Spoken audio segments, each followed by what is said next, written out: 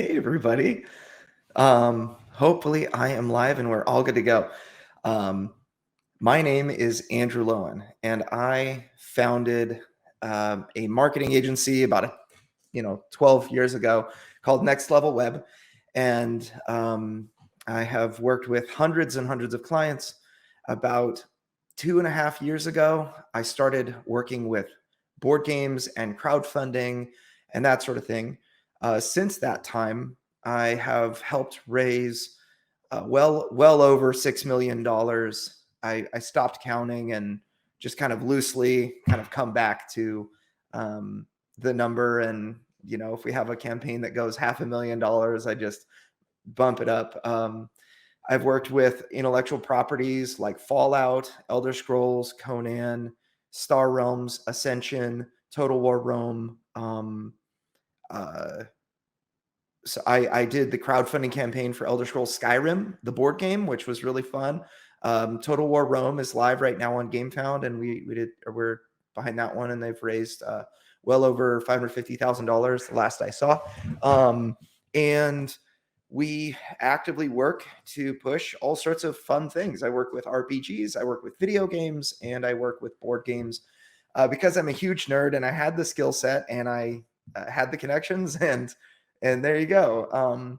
Now I made it's about 50% of our business now is actually in crowdfunding. I've hired 3 employees for this in the last year and a half, and we're still growing and growing and growing. And the so that's just kind of who I am immediately. And you may notice some boxes. I'll just I've got, of course, the size. I've got a bunch of board games in there. I've got one Calyx and a very pitifully few number of games actually out. But I created a Christian board game called Deliverance, which is unapologetically Christian. It is basically, we have this the concept of the magic circle. You have to, in a Marvel movie, you have to accept that there's a God man flying around by the power of a hammer, and that there are aliens and so on and so forth, right? But in this game, you have to, just as part of the universe and lore, accept that Jesus was died, buried, crucified, and resurrected, and that's just part of the lore. So with that understanding, we just tell an awesome story. It's not trying to necessarily preach anything. It's just trying to tell a really fun story. That game is called Deliverance. It raised $314,000 on Kickstarter with 2,700 backers. In our first, my funding goal was $39,000. We raised that in 8 minutes, and we did $141,000 by the end of the first day. And then we raised a total of $314,000 and change by the end of the campaign. Since the campaign, we've raised another. I was just looking at it, over 90,000. I get a daily update on, what's happening here, and the latest was $91,250 since we have finished the campaign. So this game has raised over $400,000, and it's going up. I'm not counting any distribution or retail. This is just end consumers. So so this is the experience that I have, and where my heart is in this discussion is to share with you guys how I got there and how I get. We've worked with at this point. I mentioned, big intellectual properties like Elder Scrolls Skyrim. I mean, if I didn't do anything with that game, it'd have made $1 million. It made 1.7 because I like to say I had a small hand in that funding total. But the truth is that out of all of our clients, we've run at least 80 crowdfunding campaigns for various board games, video games, and things like that, and tabletop RPGs. And of those, most of them were first-time creators. They had a game, or maybe they had one game they made or a few games they made, but they were small one-man operations or one-woman operations that where they had a passion project and a dream, and they wanted to make it a reality, and they didn't have a ton of money. They didn't have a ton of resources to just throw money at it. I mean, it's nice if you're a multimillionaire, you can just kind of throw money at Facebook ads, and that's at least the mindset one might have if you had $1 million to make your idea. But in actuality, most creators are working a full-time job. They have a passion project on the side, and all of a sudden in the development and of the creative development of this passion project, you kind of start to get serious. You're like, wow, this is kind of close to the end. I see the light at the end of the tunnel now. I was just working on it for fun, but now it's close to being a real thing. And this is when creators come to me and they're like, what do I do?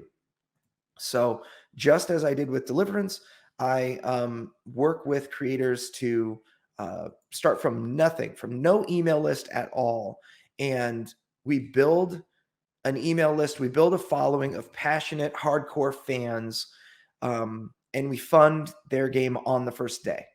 My record of success for funding campaigns from brand new creators on the first day, it sits at about 85% of the time we fund on the first day. We have not yet. So in the last, I want to say, the entire last year and the first month of this year, so let's say 13 months, we have failed to fund a game one time, and they relaunched and funded. We have helped games that have failed to fund the first time relaunch and fund 500% of their goal, and all of this. So this is just kind of background so that you guys should really take what I say seriously now.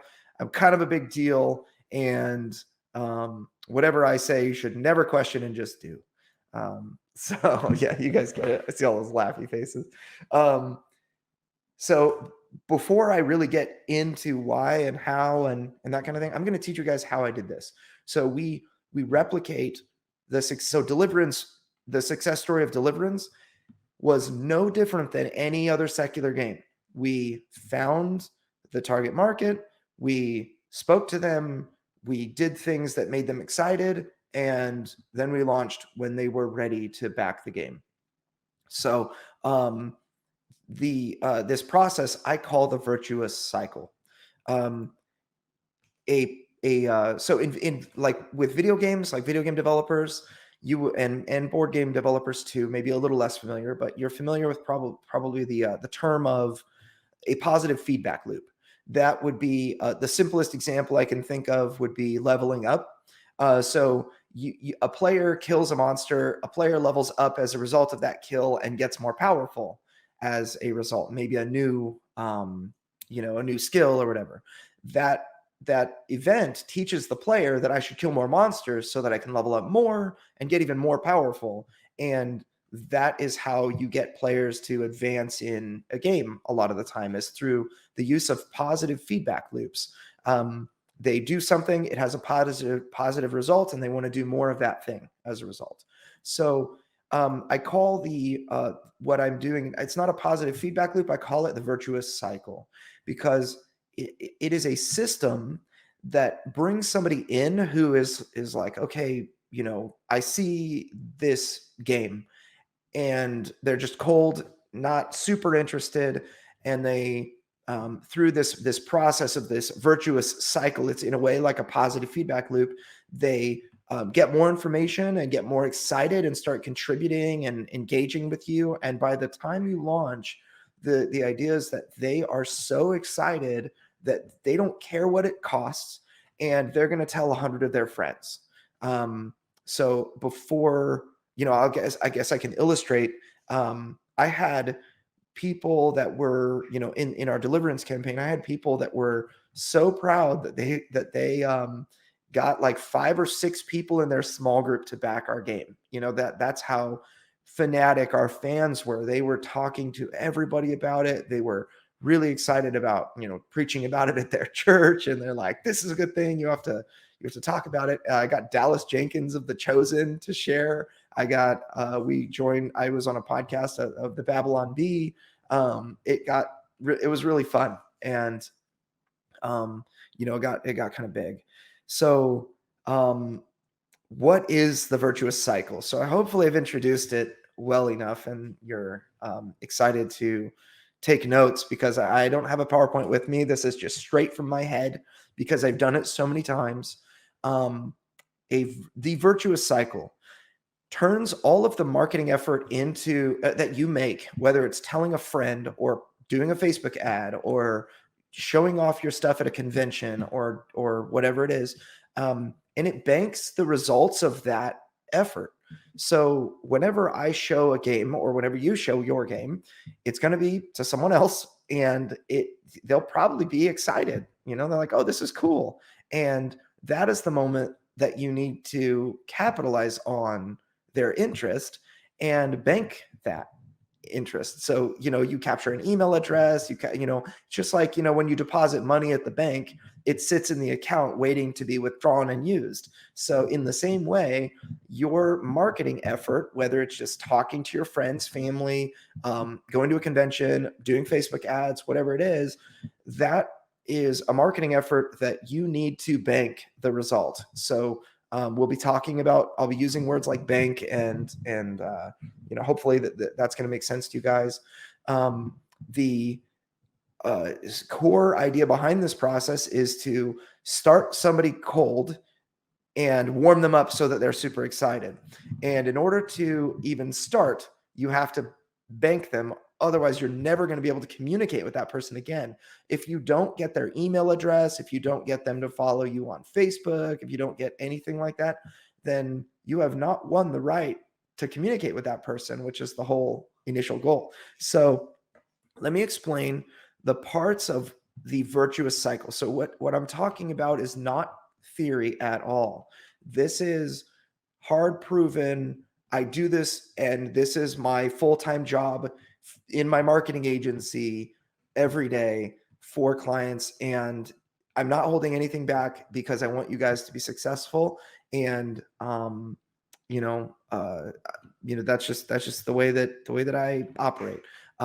Before I dive into the individual pieces, possibly the most important thing I'll say during this entire talk is that so we have a podcast. It's called the Crowdfunding Nerds Podcast. It's all about marketing something before, during, and after a crowdfunding event like Kickstarter or GameFound or whatever you use. The Crowdfunding Nerds Podcast, and in particular, episode 14 is the Virtuous Cycle. So if you need to hear what I say in a different way, go to crowdfundingnerds.com/episode 14. You can get there. You can find it on any any podcasting platform, Spotify or Apple Podcast, or whatever. So that's that. Okay, so the elements of the virtuous cycle. The first element of the virtuous cycle is a landing page. The second element of the virtuous cycle is an email list. And the final element of the virtuous cycle is a community. Now, I'll kind of explain each of those things, and then I'm going to talk about how we did it for Deliverance, and we're going to, hopefully you guys will have a lot of questions as to how we can do this for your game, or how you can do this for your game. And yes, we do take clients and whatnot. If I actually, as an aside, I love taking Christian projects. I love pushing Christian projects, and it's the board game industry, the video game industry, it's a pretty dark place overall. And so I love to add light to it. And so if you guys want somebody else to do that for you, then I would love to talk with you. So you can crowdfundingnerds.com. You can go to nextlevelweb.com and find our contact information. But okay, so the landing page. The landing page is a website that you use to talk about your game. It is a single page, meaning that I don't want to see a menu. I don't want to see about us. I don't want to see contact. I only want one page all about your game and nothing else. The purpose of this page, and I did this For Deliverance, I set something up myself. I run a web marketing company, but I used none of those resources for this. I basically did it for free. I set up a WordPress thing. I'm not like super handy. I have other people that I pay to do websites, so I'm actually not super duper handy with website stuff. But I was able to do it no problem. Set up a website. It can be Wix, it can be WordPress, it can be whatever system you want to use. You can use the free builder on GoDaddy. You can anything. Just make sure it's one page that talks about the game. There are 3 elements to that page. You have above the fold. So the old adage was like a newspaper. You would have the front page. The whole front page was folded in the middle because it's a newspaper. It needs to get folded, and you see only half of the newspaper. You see the headline article and that kind of thing. That's what we mean by the fold. So the fold, below the fold, nobody sees that unless they scroll down, right? So above the fold, you need to have a hero image of some kind with a single message. They only have time to absorb one main message right there. And that message needs to be, here is the thing that you already know about, and sign up for the email right now. So I have developed many landing pages. Our company, we developed many landing pages. They all function the same way. We average a very high conversion rate, and I'll get into those numbers later.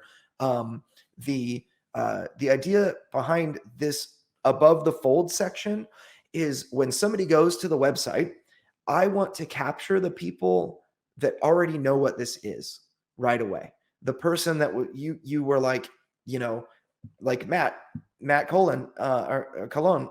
How do you say your name? Matt Colon. Anyway, you all know him, the famous Matt. He linked Deliverance as deliverancethegame.com, and I've been talking about it, and so you guys might know it. Okay, Cologne, good. So the above the fold section on that landing page, which is a great compliment. You can go there and look at the website. It says what it is, and it gives you a call to action. Now we want people to pre-order the game, so that's the call to action now. But before you have a thing, it would be an email, like sign up for our email list. Now the sign up needs to be only the email. Don't ask them for their first name, last name. Don't ask them for their phone number. Don't ask permission if you can email them. Don't give a checkbox. Just enter your email and the big red button that says submit or sign up, or you can, we like to use thematic things like, I'm in or whatever. So that's above the fold. Now, if people go to your website and do not sign up right there, the first thing that you need to tell them is the answer to what is it.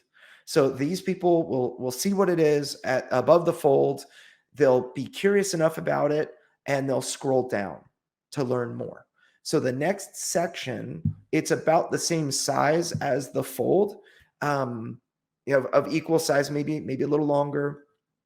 It is devoted to answering the question, what is it? So, we would say, Deliverance is a game of angels, demons, and the saints caught between. You take control of an elite angel in the army of heaven, and you come down to this small California town called Fallbrook, where there is an inordinate amount of demonic activity. You must figure out what's going on, and you suspect that you must figure out what's going on, but you suspect that a mighty fallen prince is organizing and controlling the forces of darkness from that location. So it's your mission to draw them out and slay them. But there's a deeper plot going on. So that's who you are, that's what you're doing, and that's why you should hopefully care. So when you give the answer to what is it, they want to know 3 things. Is primarily, like what is it, a video game, is it a board game, that kind of thing. They do want to know, but usually that can be solved with a picture of it. If it's like a rectangular box, then it's a board game, right? But they want to know the answer to 3 kind of sub questions that they have going on in their head. They're asking, who am I? What am I doing? And why should I care? So the the little, I don't know, preview I gave would be that my kind of one version of my answer, and then put another email sign up there. Now, if people are still not convinced, there needs to be one more major section on the website, and this is kind of the dominant, should take a ton of space. You want to teach people how the game is played.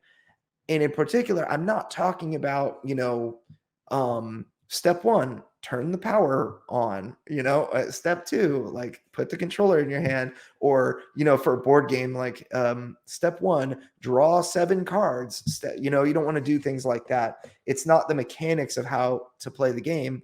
It's how does the game make me feel, so for me, it's like, step 1, take control of, an epic angel or whatever. And then step 2, battle against the forces of darkness. Step 3, protect the saints, or deliver the saints, right, from tribulation. And then maybe the 4th one is battle the fallen prince for the, for the town of Fallbrook. And those are the kind of, how should it make me feel? So it's a very thematic, it should make me kind of give you that experience of what is this going to be like, and then put another email sign up at the bottom of that too. And that's your landing page. Now you can have a, as close as you feel you're able to get to that. That's great. All I had in the beginning was the top section of that. It was like, that's all I was able to talk about. I didn't even have a picture of the game. I didn't have art. I didn't have anything. I just put a landing page together it had like a picture I grabbed of like a church with like a church steeple, and it looked kind of gothic, and was what I wanted to do. And it was just had a sign up, and that's something that I used to great effect. Before I spent a penny on ads, I had 1,100 people on my email list, and that was from, I went to conventions and sat in the free play area, and where prototypes go, like that area. I talked to friends and family. I shared on Facebook groups and that kind of thing. As an aside, if you would like to learn about the tangible things that I did, search for this old podcast. Before we launched on Kickstarter, I shared exactly what I did with this podcast, which was the Board Game Design Lab. You can Google like Andrew Lowen Part 1, and it'll get you there. It's the Board Game Design Lab podcast with Andrew Lowen, and that was done in like December 2019. So that will share, how I did what I did. There you go, Matt linked it in the chat. So the landing page, big piece, but it's not very useful without the email list. So the email, don't use Gmail or anything like that. Use MailChimp or MailerLite.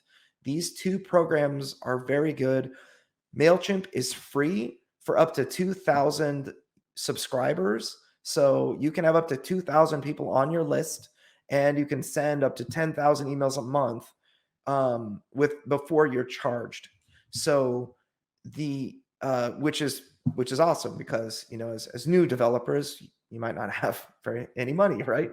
MailerLite is also good. It gives you a little bit more than MailChimp, I think, but you only get like 1,000 free emails. And if you have 10,000 emails, MailerLite's just going to be less expensive than MailChimp. MailChimp owns like 3/4 of the email marketing world, though. So a lot is, it's a pretty awesome program. I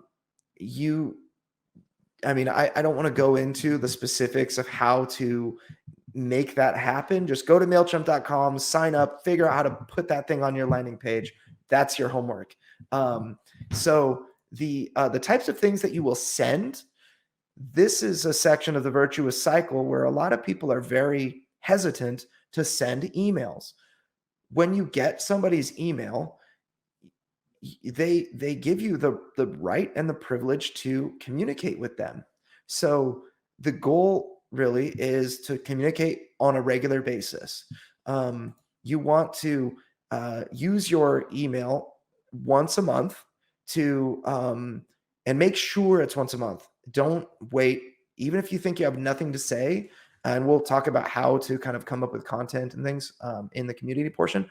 But even if you think you have not much to say, talk about what you did. Like, oh, we worked on this. I created another tree in the game, and here it is. Or I, you know, did some development work, and here's a picture of me and my wife playing the game, and other things. That's what we did. When I had art that was being developed, I would show like the pencil art. I would show like a part way through, design, and I would ask for feedback. Like, what do you guys think? And then when I got the finished art, I would show that, and sometimes multiple times, and talk about it. You have a bunch of different things that you can talk about. You just have to kind of pull yourself out of the project far enough to say, wow, there's a lot that I did this month that I can talk about. So again, we'll talk about how to do that. But the important thing, when you send an email, it should add value to the person that is reading it. I told you that I was interested in your game, and I want to learn about your game. You don't have to give me something amazing. You don't have to show me all the art you've got. You just tell me about your game. Like, bring me on this journey with you, because I wanted to know about your thing. You're never going to annoy somebody by sending an email. And you will probably get people that unsubscribe. And that's one of the common fears, is like, oh, people will unsubscribe. And that's good. You need to get uninterested people off your list. If they decide, oh, I have too many board games, and like, I'm not that interested in this Christian game, just doesn't seem that good, then that's okay. Like, you want them to go away. And that way your email list can be full of people that are excited. The people that I have tons of stats and that kind of thing. I don't want to bore you guys with stats, but I'll say I think stats are exciting. I'll say that I had the highest dollar per sale from the people that were like, that had been following me for like 2 years. My average dollar per sale was $116, I think, for the Deliverance campaign, per pledge. And the people that were on my email list for anywhere from like 1 to 2 years, those people put in an average of like $145 per pledge. They pledged way more than average. And some of those people dropped like a ton of money, like $1,500 for the game. It was just amazing. So this is very important. These people had to be kind of curated. They're the people that remained. I will say that I had a lower percentage of those people convert. I had 16.4% of those people, the old email people, convert and back my game. And I had like it was 21.3% of people convert that found out about the game in like the 3 months leading up to launch. But the 16%, I mean, first of all, that was about half the money I raised. And the 21.4 added another, $60,000 to the amount that I raised. So it was like huge. But I mean, it's just, yeah. So anyway, so we've talked about the email list, the type of content, how long should it be? Just as long as just make it short or long, just depending on how much content you have that adds value. If it is useful to somebody that is interested in your product, then put it there. If you feel, and you can kind of keep it tight if you want, for me, my emails are so long, it's like ridiculous. And people like that. My people like that. So whatever it is that you put out there, people are going to get used to it and expect that. So just make sure that it's really you. If you love to write, then write. And if you are uncomfortable, then it's okay to have a shorter email. That's totally fine. So So that's super useful. Now, the email is extremely critical to your success. It is the most valuable thing as a company that you own, your email list. The reason that it's so valuable is, yes, it's the same amount of work to send an email to one person as it is 100,000 people. That is true. And your email list is going to buy and buy again and that sort of thing because they know you and they expect to be communicated with and so on and so forth. That is very true. But for me, especially when you are a new project, a new crowdfunding creator, I expect that really you want to use the email list as a launching point. The goal of your email list is to win the right to communicate with people, with your people across as many mediums as possible. Let me share that one more time. It's extremely important. The goal of your email list is to win the right to communicate with your people across as many different mediums as you possibly can. So, for example, I send out an email. I have one single call to action in that email. Like one single goal of that email is to get people to sign up for my Facebook group, or my Discord server, or follow on Kickstarter, notify me on launch, or maybe just simply absorb information if I don't have a community yet. This is very important because eventually, you've probably heard of this 7-touch rule. People need to be communicated with 7 times for, across 7 different mediums or whatever before they'll buy from you. Well, I want you to start using the email list to fill up your Facebook group. I want you to fill up your Discord server. I want you to fill up your, the Kickstarter notify me on launch button. I want all the people to press that. And by doing that, some people are going to miss your email, but they'll get the Facebook group notification. They'll get a Discord, like everyone message or whatever, an announcement. So kind of brings me into the community. The community, the reason that I'm not, so I'll put it this way. Let's talk about what a community is and what it is not, because so many people ask questions related to, basically which is the best way to communicate with my people. It's kind of what their questions boil down to. The first one is, should I use a Facebook page or a Facebook group? The Facebook page is only for corporate announcements. The Facebook group is where humans talk to other humans. And that is what a community is. If I'm talking and it's one-way communication, it is not a community. So a Discord server represents a community of people that can talk to other people and is extremely useful for video games. And let's say, in some cases, I guess Twitch TV or a YouTube channel like is a community, can be, but I feel like the key is to give your people the ability to talk to each other with or without you. That's kind of what I feel like the most effective communities do. So I personally find Discord and Facebook groups to be the most successful communities for me. But others may have other perspectives. An Instagram is not a community. Don't go into a crowdfunding campaign expecting people that like your Facebook page or your Instagram to back your project, or Twitter. Those things, though they may drive traffic, they do not satisfy this condition that I need as a marketer to make games successful. So the community is, let's just say like a Facebook group. Okay. So the people enter into a Facebook group, and oh, I forgot one thing. It's like super duper important. I'll get to it. It's the automated welcome email. So let's talk about the Facebook group. The Facebook group, you should So first of all, you can engage there all the time. You can engage every day if you want. It's not annoying. It's just one post a day. Don't do like 2 to 3. It's a little too much for Facebook.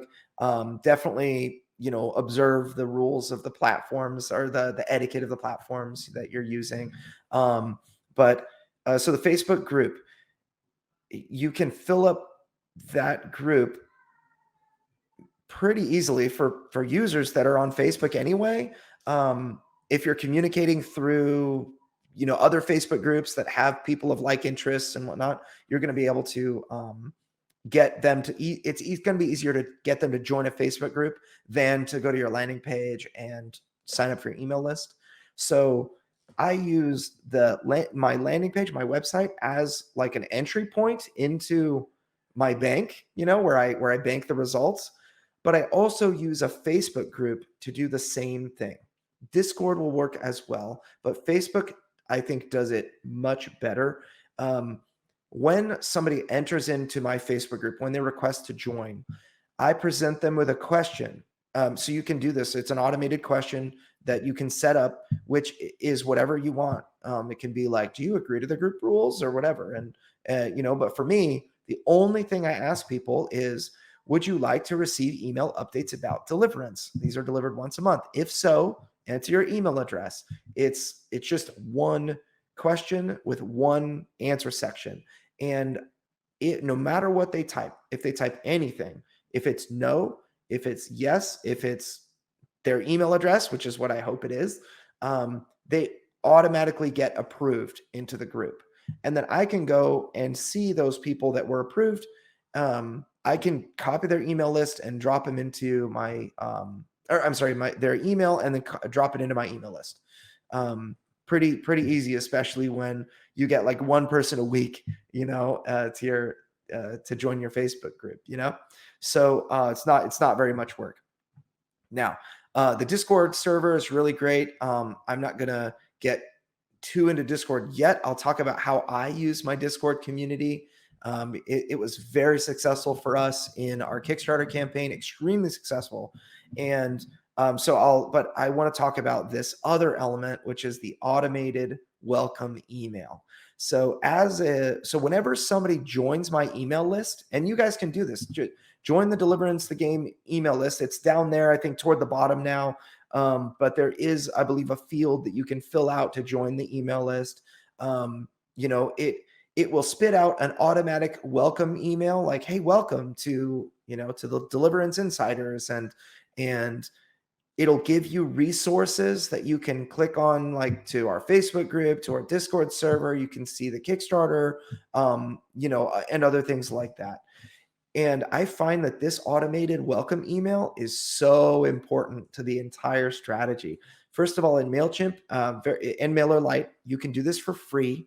They will try to get you to pay for automations and things, but you can create a single automated welcome email, and it will not cost you anything on those platforms. You just have to kind of look at how to do it.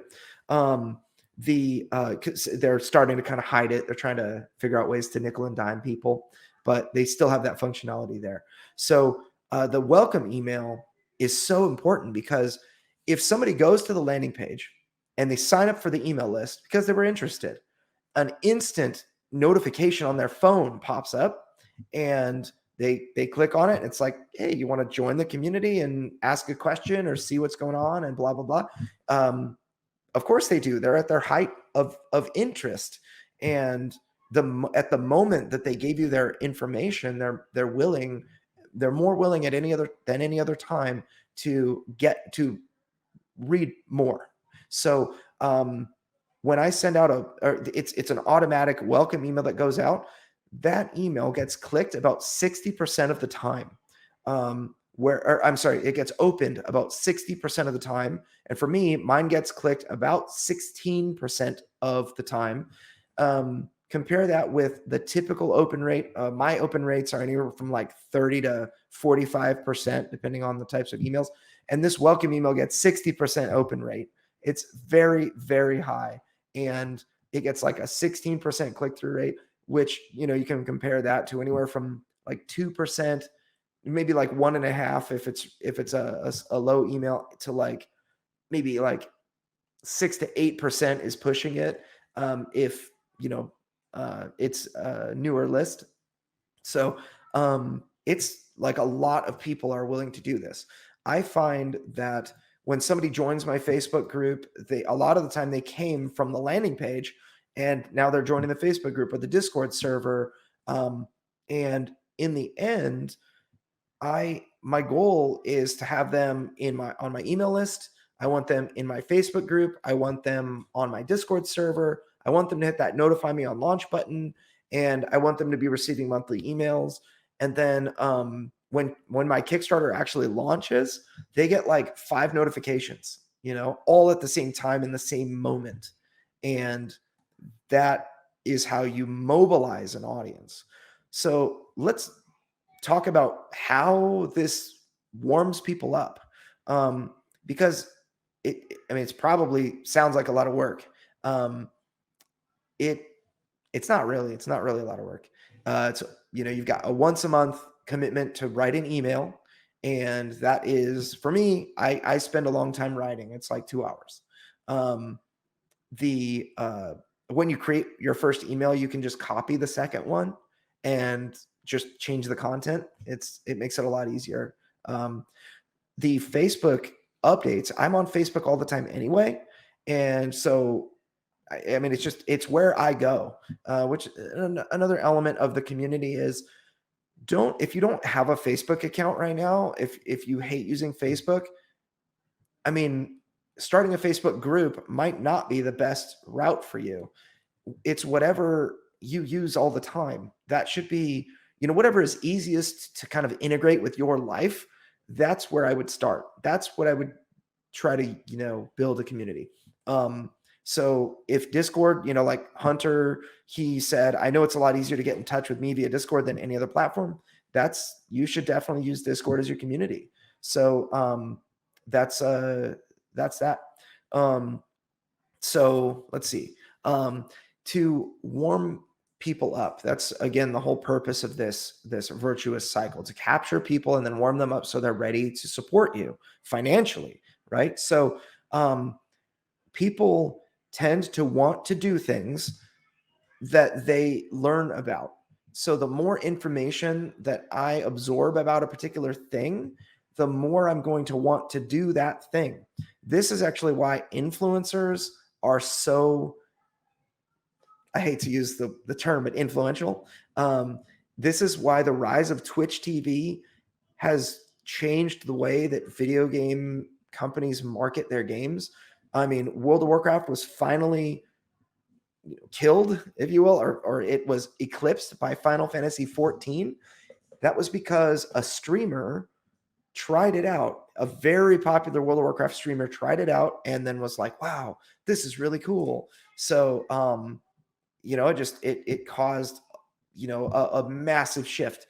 And so anyway, influencers, right? But the whole idea is that people were watching that guy play and it made them want to play. So when they receive an email about your stuff and they read it, it's going to make them more excited, a little bit more excited. It's going to make them more open to receiving more communication from you. It's going to make them think about your product a little bit more. And then, if they talk back and forth on Facebook, they're going to get, they might answer questions from, that new people asked that they know the answers to. I'm so proud of my community. They're always answering questions on our Kickstarter comment section, on Board Game Geek, in our Facebook community, on Discord, where they get there first. And I just respond behind them by a couple of hours or a couple of days, like, good job. That's exactly right. So I love that. But they start to kind of contribute because they know about this thing. They're a little bit more of an expert, and they kind of sometimes take that as like a badge of honor. And eventually they start to give you feedback on your stuff. Like, you're sharing stuff. For me, I shared an angel that I thought was really cool looking, an art piece. Gab is a pretty popular platform. I haven't quite figured out Gab as far as like how to make it a really awesome, dedicated community. However, I do believe that it's powerful. I've used Gab for advertising, and I will say that there are a lot of Christians there, and there are a lot of people that play games too. So you can kind of target them. So anyway, when somebody gives you feedback on your stuff, and you take that feedback and make a change, you win that person for life. So there was this angel that I made. He was kind of a deep Ethiopian, so my angels in Deliverance, they are basically, fantasy. They don't look like real angels. They don't freak you out and make you want to worship them. They look like, in essence, good looking people with wings, like with two wings. It's just very like a cultural interpretation of angels, because I wanted people to see themselves in the characters. So I used different cultures, and so there's this Sardius from Ethiopia, and he he was shirtless. He had this epic looking belt with a kind of a what amounts to, I'll say, like a kilt / loincloth, if you will. And there was one, I remember there was this one comment that was like, that's kind of revealing. Like, can we give, his upper thighs are showing and everything, like, that's just the way that, from the period that we use, that's the way they dressed. But they were like, hey, as a Christian, I kind of have a little bit of a problem with this. It's a little bit too revealing. I don't know if I'd want to play it with my kids and I was like, hey, this art's finished, thinking it's finished. And they gave me good feedback. And so I went ahead and I changed it. And I just added like a second layer of cloth, and it made it look a little bit more humble, more conservative, I guess. And I won them for life as a fan. They were so excited about that I listened to them and actually made a tangible change based on what their feedback alone was. And they became a fan for life.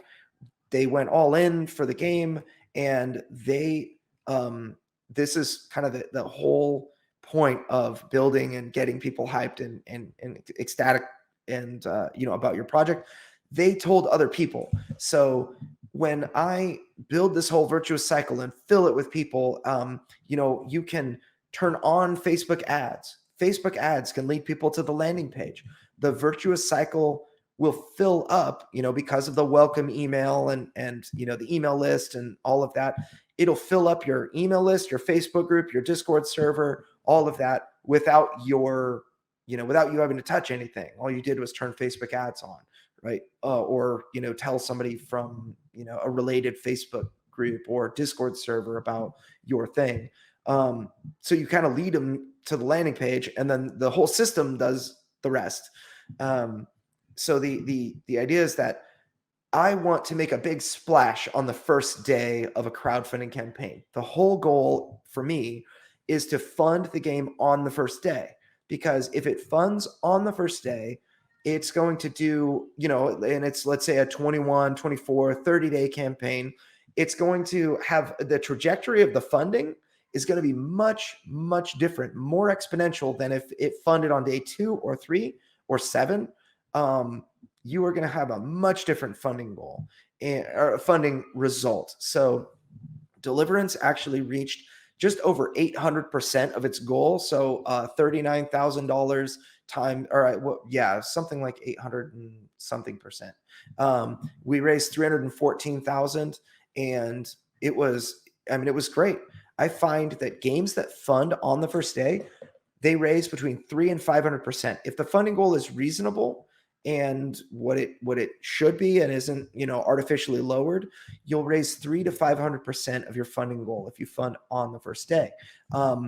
Also, quick stat for you, because I've done all the research, I've done all the math, I've figured out numbers. I even did a podcast on it. The very first podcast that we did on our Crowdfunding Nerds podcast was, a deep dive into the referral metrics that Kickstarter used. And we found that this is kind of the valuable takeaway. We found that for every 6 backers that you bring, So if I bring 100 backers on the first day, or let's just say keep it simple, 60 backers on the first day, Kickstarter is going to bring 4 more. So that means in my example, if I brought 60, then Kickstarter is going to bring 40 backers that saw my game. And there are a little bit of sometimes it's you bring 8 backers and Kickstarter will bring 2, but I mean it's in general that's the average. I bring 6, Kickstarter will bring 4. Kickstarter doesn't like Christian things. There was this time where I try not to get too salty, but I'm very salty about this. Kickstarter, they deranked our game because they don't like Christian things. And we were ranked like 252 out of 258 tabletop game projects. And we were still making a lot of money. And I think maybe it made them mad. I don't know. But we were popular and they deranked us, so nobody discovered our project on Kickstarter anymore. And I would say that 10 out of 10 people that came and backed our project at that time were from our efforts, from not my effort, but my whole community. I mentioned at the beginning of this talk how I had people that were like, I got 5 people in my small group to back your game, and I am working on the 6th one right now. And I had other people that were just mouthpieces for our game to anyone who would listen, to their private group of friends that I could never access on my own. Maybe they don't even have Facebook. Maybe they've never used Kickstarter before. I've had people that are like, how do I use Kickstarter? I really want to support this. And the key to, I think, crowdfunding, when you activate your crowd, it kind of inspires them to be 50% of your marketing effort. So I have my email list and my Facebook group, and I'm like, come on guys, let's do this. We're live now or whatever. Well, that's like half of the effort, but the other half, like I said, we raised $141,000 because of our day one boom. I mean, all of that, I guarantee you all of that, or 90% of that came from the results of our hard work and the email list and so on and so forth. But beyond that, it was like, I mean, we raised more than double that. So the audience, the community, the people who found it, who discovered it, told other people. And that is how a crowdfunding project explodes.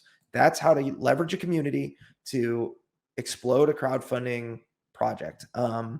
And you may have something small. And by the way, we most recently, the most recent video game we did was we raised, I want to say, just over $100,000 or $110,000 for a game called Fractured Veil, which was like a survival-based, like a survival and base building MMO type game. Pretty fun. Video games are really hard to fund on Kickstarter, by the way, because of things like Star Citizen, which have raised like $900 bajillion from investors and crowdfunding and have not really delivered a product yet. There are other video games that have raised a ton of money that have just gone bust. And so the market for video games outside of crowdfunding is massive, but inside crowdfunding, tabletop games dominate. And I think that's because tabletop games have a penchant for delivering, whereas video games sometimes don't, or maybe they're, or whatever it is. So that is, for the most part, the stuff that I really wanted to say. I know we've got questions and that sort of thing, but I guess let me think. Is there anything that I want to say before we get into questions? Yes. So I have consulted with other, video games and that kind of thing. My advice is free. I do not charge you to chat with me on Facebook Messenger or via email. My email is andrew@nextlevelweb.com if you want to send me an email. You are welcome to hit me up on Facebook. I'm there all the time, and I love answering messages and going back and forth. I'm happy to take a look at what it is that you've got. happy to uh, give you advice. I highly recommend the Crowdfunding Nerds podcast. I don't hold anything back. It's a lot like this. I do deep dives into how to win friends and influence people for your game.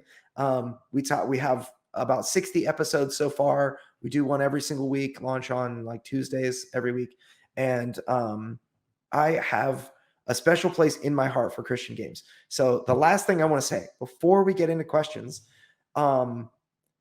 Christian games have a bad, I think one of the things with Deliverance that people were very hesitant about was that, most Christian games are educational tools with a thin veil of game wrapped in there or wrapped around. And, a lot of it kind of boils down to like, how much Bible do you know? Or, I want you to get saved, like by the end of the game, like you have to repent in order to pass this section or whatever. Or the game is all about like, hey, let's all get saved. And that has historically just driven a lot of people away, including Christians. I find that the reason, one thing that will make your game better is if you start from the premise of, so you want to market a Christian game, make one that I want to play as a Christian. I don't need to get saved. I am saved. So what's next? Give me a game that treats me as the main, I guess, the main target market. If, a lot of the time people make this assumption that like, I need to save people with my game. My goal is to save people. And then, the Christian says, well, I don't need to get saved. I'm already saved. I'm going to go play World of Warcraft, and, or whatever it is. And, then the non-Christian's like, well, I don't want to play. I'm screw those Christians. God's not real. I'm not going to play this. And your game has no passionate target market. You'll have Christians that will tell you, that's great. I'm really happy for that. This needs to exist. Did they back you? Did they support you? No. It's like the equivalent in sales. If someone calls you a good salesman, it means you're a bad salesman because they figured out that you were selling to them. So, yeah, you want to make games that people want to play. So assume that your target market is the Christian. I want to play in this world. I want to play in I want to experience an epic, rich story, and I don't want to get preached at. We play games as like a form of escapism a lot of the time, or to deal with heavy topics in a safe way, and I just, kind of want to leave that with, what does your target market want to play? Not what mark do you want to leave on the world, but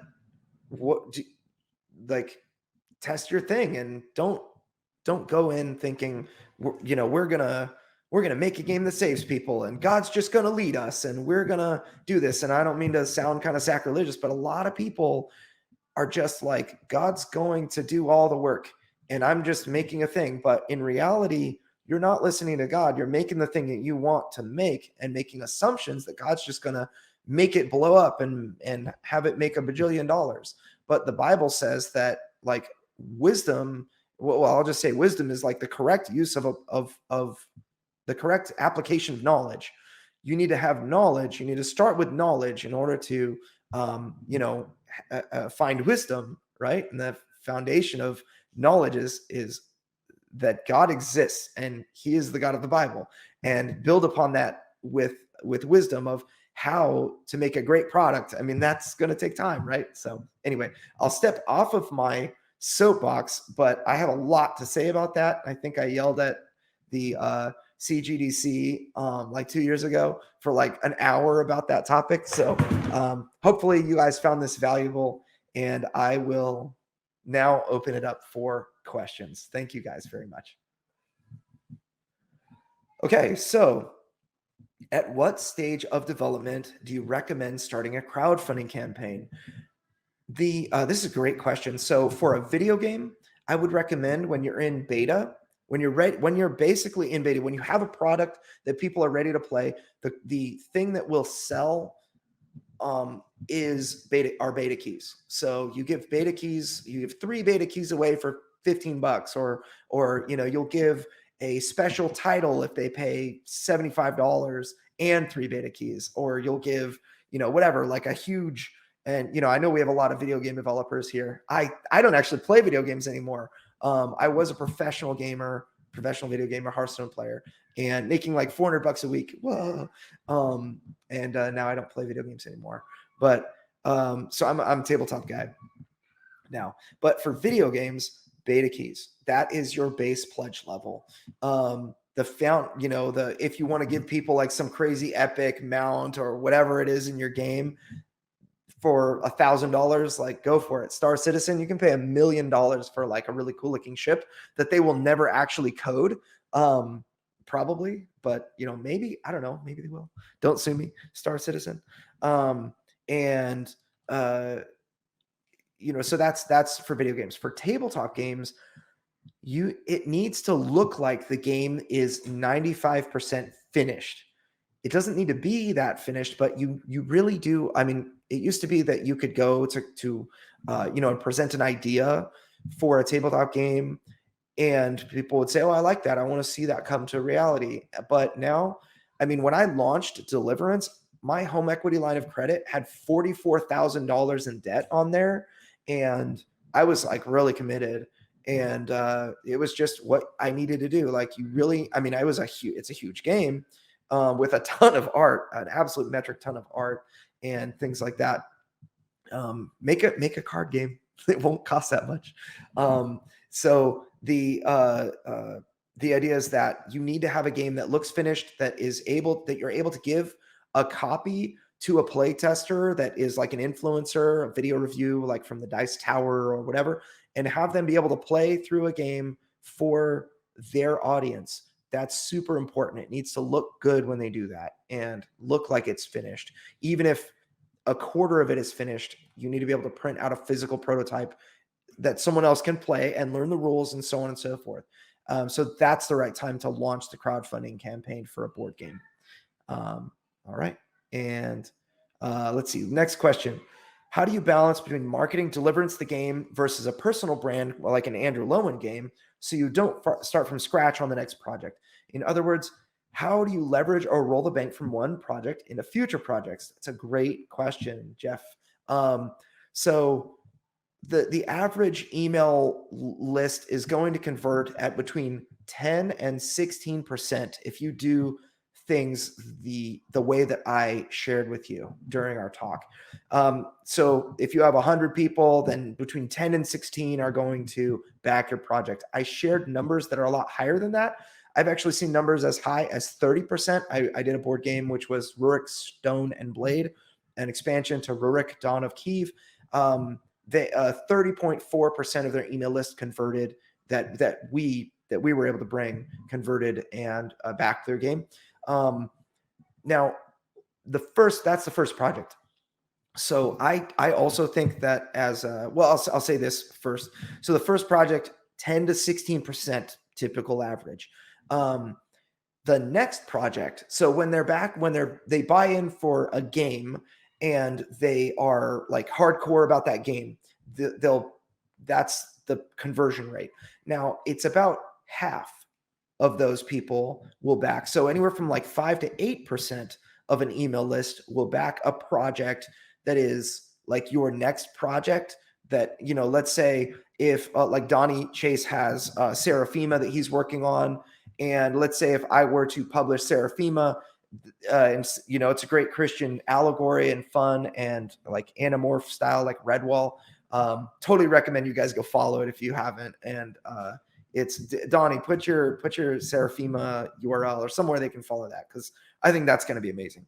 But if I were to publish that, 5 to 8% of my email list, or like half the people that backed Deliverance from my email list, would back Seraphima. And that is because they're interested in what it is that we make. They like the quality of the games we make. And they also, very importantly, have a similar thread. They're gamers games. Deliverance is like a very heavy, dungeon crawl kind of thing where you're basically playing D&D with no dungeon master. The game itself is controlling the demons and things. So people that really like that would really like Seraphima, which has kind of an AI controlled AI deck, and you're controlling a faction of people and that kind of thing. So it has a similar feel. If I were to go out and publish like Pie Face, as my next game, I hope you guys know what Pie Face is. It's stupid and hilarious, and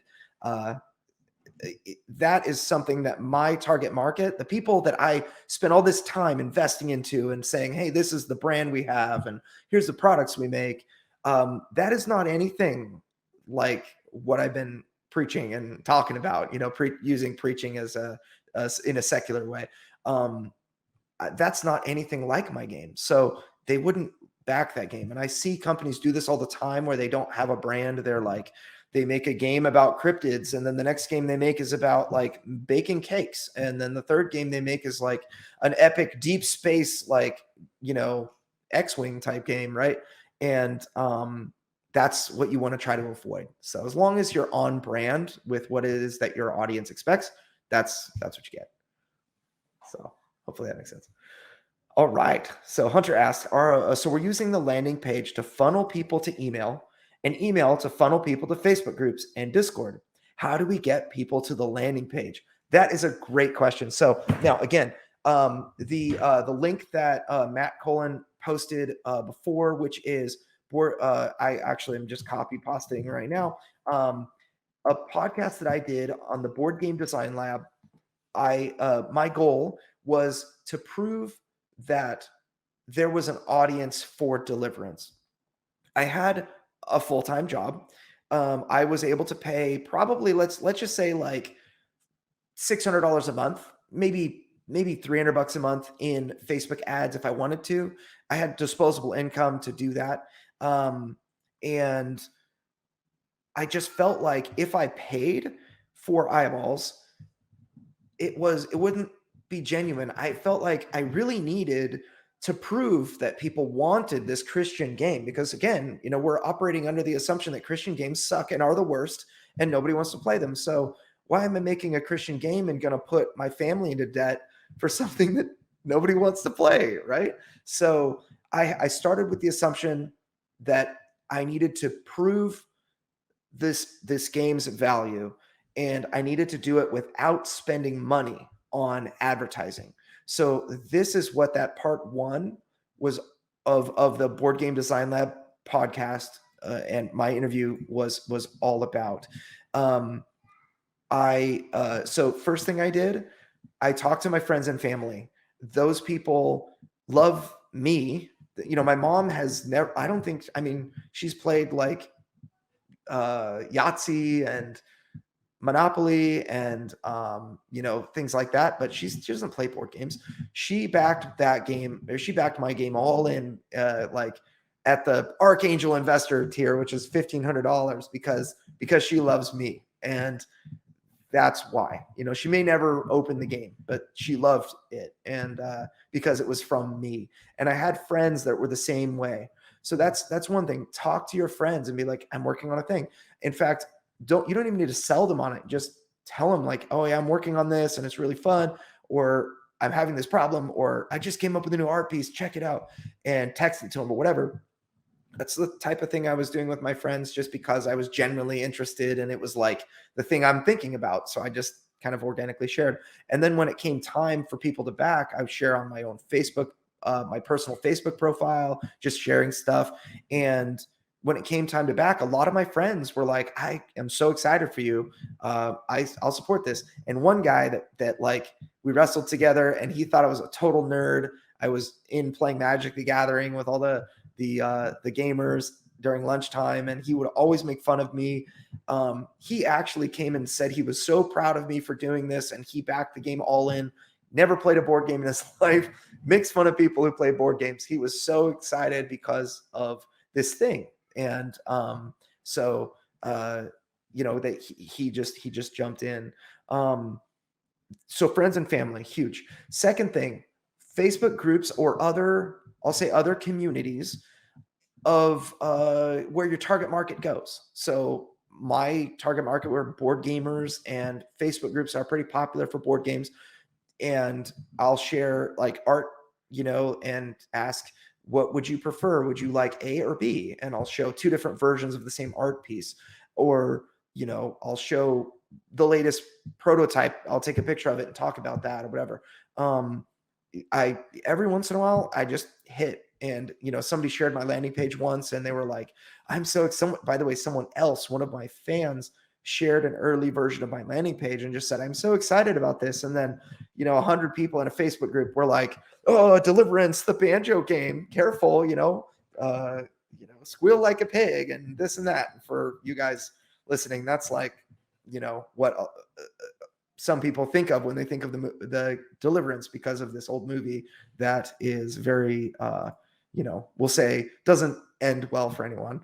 An ill-fated river rafting adventure. But a bunch of people started making fun of it. And then a bunch of people started saying, oh, that's not nice. And then other people were like, oh, what is this? And I had 400 email subscribers in 4 hours. And it was awesome. So you never know, like you hit and you miss. I've been kicked out of a board game group for spamming and that kind of thing, right? So that's like the second thing. Go where people are and talk about it. And yeah, so there you go.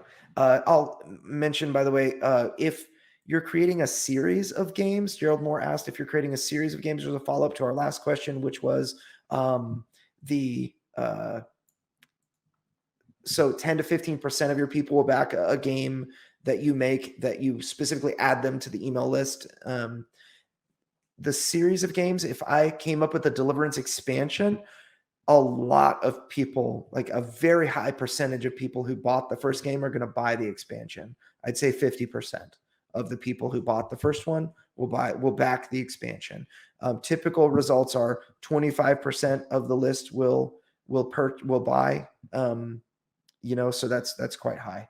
All right, so let's get into the next question. We've got, let's see, I might be able to do like a rapid fire, boom, boom, boom. So how to do crowdfunding for mobile games? They need to be premium. What about free to play or freemium model? So crowdfunding for mobile games, there are mobile games on Kickstarter, and you can do this very similar to video games. I would say you could make them free to play, but crowdfunding, you need to give people a reason to kind of pay into it. NFTs, non-fungible tokens, are very popular, and you can consider integrating that, but you have to find a reason that people would want to pay for the thing. So let's do a rapid fire session. Hit me with another one, Matt. Okay, I think we just found a solution today. It sounds like CGDC needs its own crowdfunding platform that competes with Kickstarter, GoFundMe, etc. What do you think? Truth be told, I don't like the idea of we'll say a Christian crowdfunding network, because most Christian things are bad or political. You've got the Canadian trucking thing going on right now, which is this like the epic story of give, send, go. And I mean, canceling on GoFundMe, giving a lot of visibility to give, send, go in the news media and whatnot, but it's for political reasons. I would say Christians need to take advantage of Kickstarter. GameFound is a new one, but the crowds are there. So, but what I would say is that CGDC should absolutely launch a Kickstarter once a year for their own thing. I think that would make money. So let's see. Let's hit the next one. All right. Okay. So it looks like we have time for one last one. Is that right? Okay. What adds value? Okay, this is a great question. What is the value that you want to add? So that's a great question for your target market. What adds value to the people that join your email list and that join your communities? Learning more about the thing that they like. What was the reason they joined? To learn more about your product. So you want to add value to somebody who's interested in learning more. Teach them more. I talked about the game mechanics, the reason things are the way they are, thematically. Why do the angels look the way they do? Here's the art, and this is why we're going with this art style. Here's the actual gameplay, or here's an element of the gameplay. I didn't want to reveal the secret sauce of Deliverance too early. But I talked about the darkness cards and why they come out and how they come out. And I talked about the tactical combat and all sorts of stuff. And I probably just gave you like 8 emails that I wrote over a series, over 8 months of content. So hopefully that is very helpful to you. I see I have other questions that I will just get to in chat, and maybe we'll, or just connect with me, Andrew at nextlevelweb.com, or hit me up on Facebook, Andrew Lowen, and send me a message and add me as a friend, or just, always happy to help. Thank you guys. Thank you so much. Thanks, Matt, for hosting this thing. And of course, everybody else helping out. Love you guys.